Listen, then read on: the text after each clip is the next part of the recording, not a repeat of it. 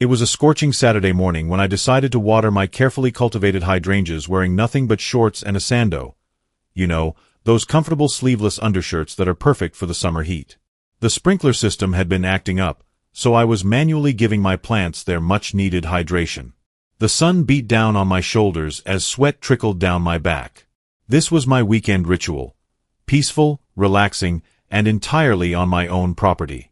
That is, until I heard the sharp, unmistakable voice that had been terrorizing our neighborhood for months. "Excuse me. Excuse me. What do you think you're doing?" The shrill voice cut through the tranquil morning air. I turned to see Karen Wilcox, our Home Owners Association president, storming onto my lawn with a folder clutched in her hand like it was some sort of weapon. "This is completely inappropriate. Cover yourself up immediately," she demanded, waving what appeared to be a printout of HOA regulations in my face. I stood there, garden hose in hand, watching in disbelief as this woman trespassed onto my property to lecture me about my attire. "I'm on my own lawn, Karen," I replied calmly, deliberately using her name, which, coincidentally, matched her personality perfectly. "Please get off my property." "I will not. As HOA president, I have every right to enforce community standards, and you are in violation," she insisted, her face reddening with each word. What happened next would change the power dynamic in our neighborhood forever. Karen refused to leave, continuing to berate me about decency and property values. Within 20 minutes, however, it was Karen, not me, who was being escorted off my lawn, in handcuffs, by two police officers who looked like they'd seen this type of situation far too many times before. I moved into Oakwood Estates 3 years ago, attracted by the well-maintained common areas and the proximity to my workplace. The HOA fees seemed reasonable for what the community offered, and initially, everything was fine. The previous board was laid back, focusing mainly on maintaining the community pool and organizing the annual block party. But 6 months ago, everything changed when Karen Wilcox was elected as the HOA president after running an aggressive campaign promising to restore standards to our community. From day one, Karen made it clear that she viewed her position not as a community service but as a mandate to control every aspect of our lives. She began with small things, sending notices about grass being half an inch too tall or trash cans being visible for more than 12 hours after collection. Then came the aesthetic reviews, where she'd personally walk the neighborhood with a clipboard, making notes about violations that weren't actually in the bylaws. I became her particular target when I declined to join her newly formed Neighborhood Beautification Committee, which was really just an excuse for her to have coffee with her supporters and compile lists of neighbors they didn't approve of. Since then, I'd noticed her watching me from her porch across the street, her eyes narrowing whenever I'd come out to tend to my lawn in my usual attire, shorts and a Sando. It never seemed to bother her when her husband did yard work shirtless, but apparently my sleeveless undershirt was cause for moral panic. For weeks, I tolerated her passive-aggressive comments whenever we crossed paths. "Some of us believe in dressing appropriately in public," she'd mutter just loud enough for me to hear. Or, "It's a shame when people don't respect the neighborhood's image." I mostly ignored these comments, believing that engaging would only escalate the situation. But Karen had other plans. That fateful Saturday, she finally snapped. I was in the middle of adjusting the sprinkler when I saw her marching across the street, that dreaded folder in hand. She didn't stop at the edge of my property either. No, Karen walked right up to me, invading my personal space with an entitled confidence that was almost impressive.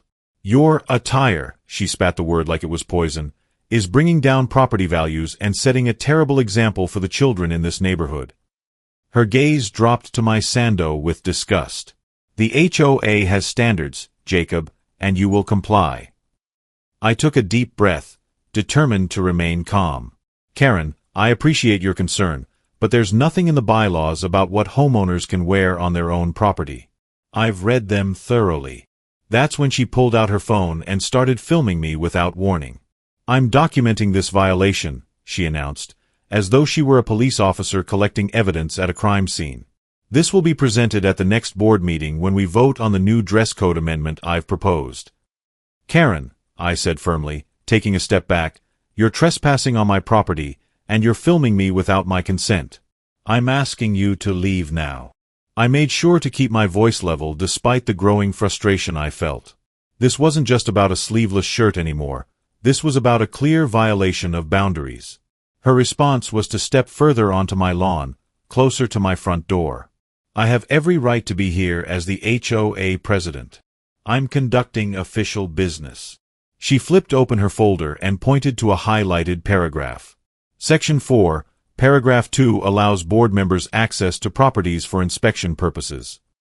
What she didn't realize was that I'm a paralegal. I know enough about property law to recognize when someone is misinterpreting regulations. That section refers to common areas and scheduled inspections with prior written notice, I corrected her. It doesn't give you the right to enter private property whenever you want. Now, I'm asking you one more time to leave. Or what? She challenged, her lips curling into a smirk. Are you going to call the police on me? Do you know who my husband is?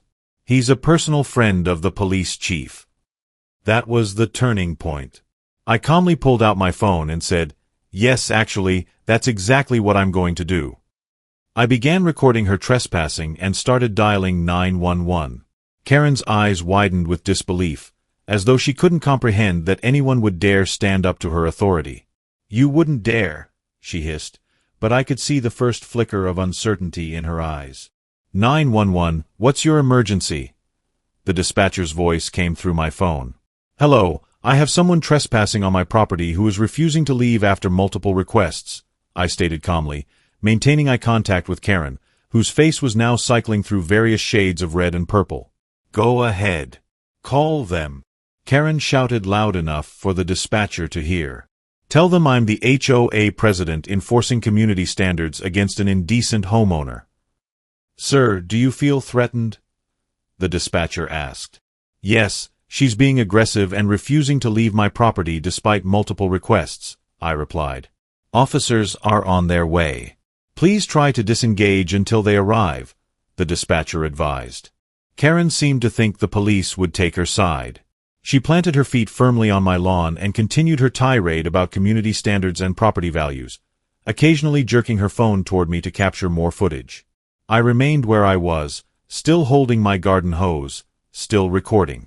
When the police cruiser pulled up about 10 minutes later, Karen's demeanor changed instantly. Her voice softened, and she adopted a smile that didn't quite reach her eyes. 2 officers approached, one male and one female. What seems to be the problem here? The female officer asked, looking between us. Before I could speak, Karen jumped in. Officer, I'm Karen Wilcox, president of the Oakwood Estates HOA. I'm here conducting official HOA business with a resident who is violating our community standards with his inappropriate attire. She gestured toward my Sando as if I were wearing something scandalous. I asked Ms. Wilcox to leave my property multiple times, I explained calmly. She refused and became confrontational. I have the entire interaction recorded. I offered my phone to the officers, who reviewed the footage briefly. The male officer turned to Karen.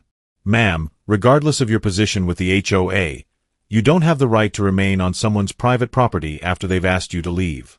That constitutes trespassing. Karen's face fell, but she quickly recovered. But as HOA president, I have the authority.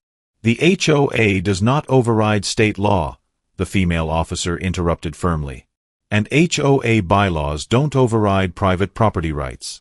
Now, I'm going to have to ask you to leave this property immediately. That should have been the end of it. A normal person would have recognized defeat, apologized, and left. But Karen wasn't a normal person. Instead, she doubled down. I will not leave until he agrees to comply with our standards. This is a direct violation of Section 12, paragraph. Ma'am, the male officer said more sternly, this is your final warning. Leave the property now, or we will have to place you under arrest for trespassing. Karen looked at them in utter disbelief. You can't be serious. I'm trying to protect property values. Do you know who my husband is? The officers exchanged a look I've seen before, the universal, we've got a live one expression that law enforcement officers perfect over years of dealing with entitled individuals. Ma'am, place your phone down and put your hands behind your back, the female officer instructed, pulling out handcuffs. What? No. This is outrageous. I'm the victim here. Karen shrieked, backing away. What followed was both sad and somewhat satisfying. Karen attempted to evade the officers, still clutching her precious folder of HOA regulations. They calmly but firmly restrained her, reciting her Miranda rights as neighbors began to emerge from their homes, drawn by the commotion. Some were recording the scene on their phones, and I could swear I saw more than a few suppressed smiles. This is a mistake. I'm the HOA president. You can't do this to me. Karen continued to protest as they guided her toward the police cruiser. Jacob is the one violating regulations. Look at what he's wearing. The male officer turned to me after securing Karen in the back of the police car. Sir, I apologize for the disturbance. You may need to come down to the station later to provide a formal statement. I nodded, still processing what had just happened. Thank you, officers. I appreciate your help. As they drove away with Karen still visibly ranting in the back seat, I stood there in my Sando and shorts, garden hose in one hand, phone in the other, surrounded by curious neighbors who had witnessed Karen's fall from power. 3 days later, I received a call from the police department informing me that Karen had been charged with criminal trespassing, harassment, and disorderly conduct. She was facing a fine of $2,000 and potential community service. Additionally, the HOA board had called an emergency meeting and voted to remove her as president pending the outcome of her case. The cherry on top? Karen worked as a real estate agent, and her arrest had been featured in the local paper, complete with a photo of her being escorted to the police car. Her broker had placed her on administrative leave. When she saw me at the courthouse for the preliminary hearing, her face contorted with rage and humiliation as she hissed, "You've ruined my life over a stupid shirt." The judge increased her bail by $500 for the outburst.